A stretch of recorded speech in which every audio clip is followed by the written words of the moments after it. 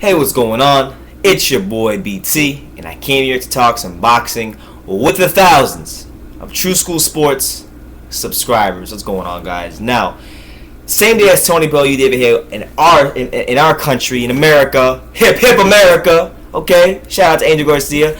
We have a very, very big fight, huge for the welterweight division, huge for the sport of boxing. Now, we have Keith Thurman, we have Danny Garcia. And these are going to be my keys to victory for both fighters to win the fight. I'm doing separate videos for both.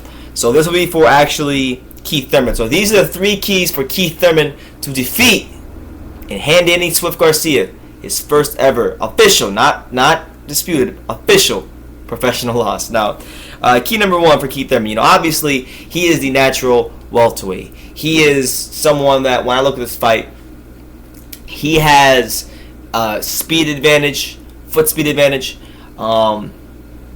He has a foot speed advantage. Maybe a slight hand speed advantage.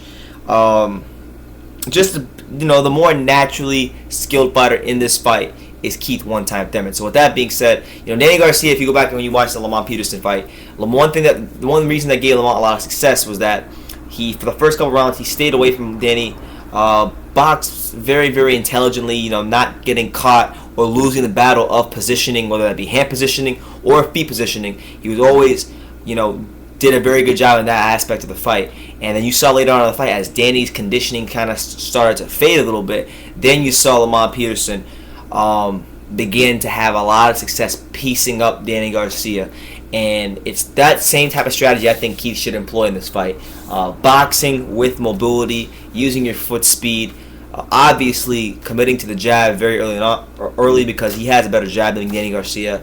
And I think it's important to make Danny Garcia aware that you have a better jab than him in the fight. And Keith Thurman, one criticism I always have, because if you guys watch the channel, my boy Paul, my roommate, best friend in the world, a huge Danny Garcia fan. And I remember, I don't hate Danny Garcia nearly as much as I used to. But at one point in time, one argument I used to make against Paul all the time was the reason that Danny Garcia wasn't a top A-level fighter to me was that he's never beaten a boxer puncher. He's never fought a boxer puncher. And this fight right here, is going to actually either lend credence or take away from my argument that Danny has never beaten a boxer puncher. And so that's what I'm interested to see, and I think Keith boxing mobility is the foundation for him having success in this fight, because he has better foot speed than Danny Garcia, and Danny has shown a tendency in the past, whether it was against Herrera, whether it was against Peterson, he has struggles with guys that are movers.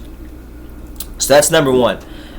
Key number 1. Key number 2 for Keith Thurman, staying composed. Now look, I think Keith Thurman is an exceptional fighter. I think he's a really good fighter.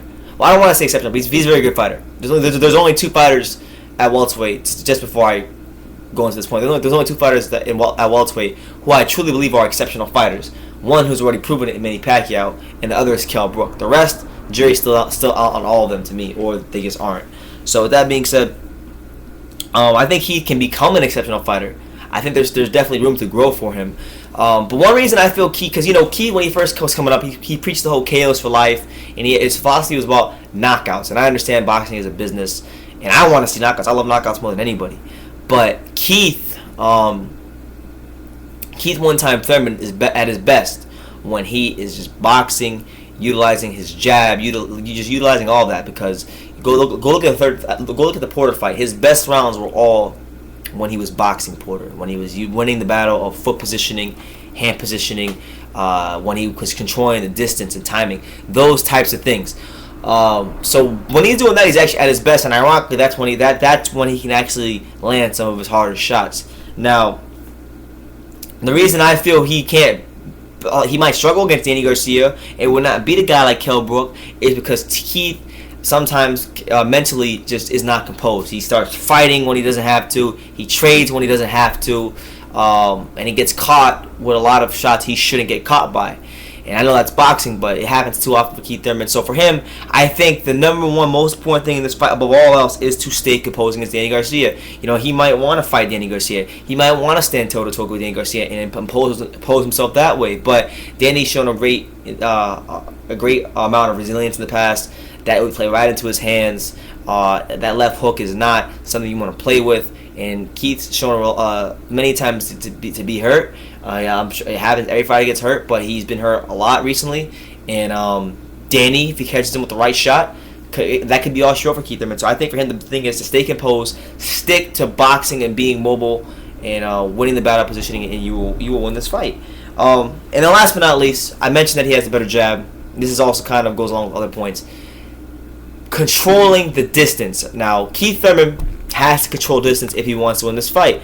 I mean, he's coming into this fight with a half-inch reach advantage, and he's actually a half an inch shorter than Danny Garcia, or an inch shorter than Danny Garcia, but he has slightly longer arms. So I think controlling the distance is going to be something that he needs to do. It's going to be a bit of a challenge for him because Danny Garcia is very awkward, but he needs to control that distance. He needs to be someone that establishes his jab, controls the tempo, distance, all that stuff. Because if he can do that, then him controlling distance sets up that one-time power that he always talks about. And Danny has a great chin, so if he's gonna go for the gusto and try to get an emphatic win, he's going to need to break Danny Garcia down. Danny Garcia has a great chin. He's never really been on the he's never been on the canvas from what I can remember. He's never been on the canvas, and it's gonna take a concerted effort, kind of just breaking him down round by round by round.